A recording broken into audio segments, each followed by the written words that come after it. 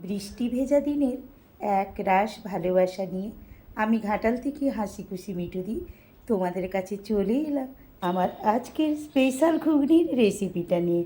তো বন্ধুরা, প্রথমেই দেখো আমি প্রেসার কুকারে আগের দিন থেকে ভিজিয়ে রাখা মটর আর বড় সাইজের দুটো আলুকে টুকরো করে নিয়ে পরিমাণ মতো দিয়ে দিলাম লবণ, তার সাথে দিলাম একটু লঙ্কার গুঁড়ো, হলুদের গুঁড়ো, একটা তেজপাতা এবং একটু গরম মশলা, গোটা গরম মশলা, দারুচিনি, লবঙ্গ আর একটা এলাচ।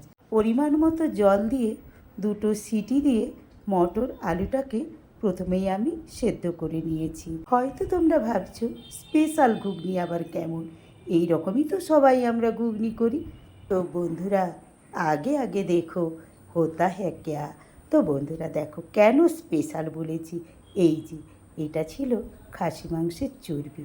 এখানে না পেঁয়াজ আর রসুন আমি একসঙ্গে কুচিয়ে নিয়েছি, সাইডে রেখেছি অল্প একটু আদা বাটা।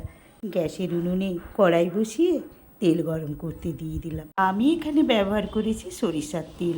একটা শুকনো লঙ্কা কেটে গরম তেলের মধ্যে দিয়ে কিছুটা পরিমাণে দারুচিনি, এলাচ আর লবঙ্গ আবারও দিয়ে দিলাম। কোচানো রসুন আর পেঁয়াজটাকে তেলের মধ্যে দিয়ে ভাজতে শুরু করে দিলাম।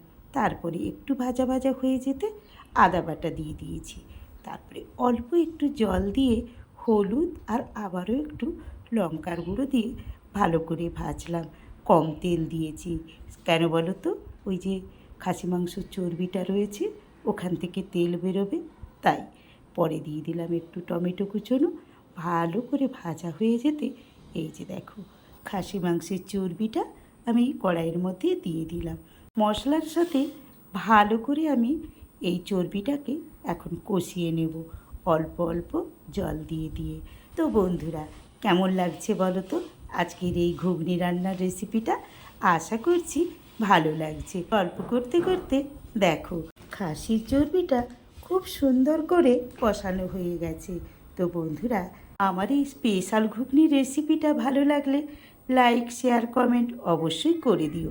এই দিকে দেখো প্রেসার কুকারের মটর আলুটা খুব সুন্দরভাবে সেদ্ধ হয়ে গেছে। এইবারে সেই কষিয়ে রাখা চর্বিটার সাথে মটর আলু সেদ্ধটাকে আমি ঢেলে দেব। ও হ্যাঁ, যেসব বন্ধুরা আমার এই চ্যানেলে প্রথম, তারা কিন্তু আমার চ্যানেলটিকে সাবস্ক্রাইব করে দিয়ে পাশে থাকা বেল আইকনটিকে অল করে দিয়ে সর্বদাই আমার পাশে থেকে আমার পার্মানেন্ট বন্ধু হয়ে যেও। তো বন্ধুরা দেখো, আর একটু আমি মটর আলুটাকে চর্বির সঙ্গে কষিয়ে নিয়ে পরিমাণ মতো আবারও জল দিয়ে দেব। তো বন্ধুরা দেখো 5 থেকে 10 মিনিট ফুটতে দিয়ে দিয়েছিলাম।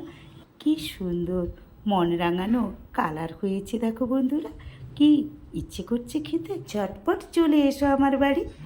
আমার স্পেশাল ঘুগনির রেসিপিটা এখানেই শেষ করলাম। সবাইকে টাটা বাই।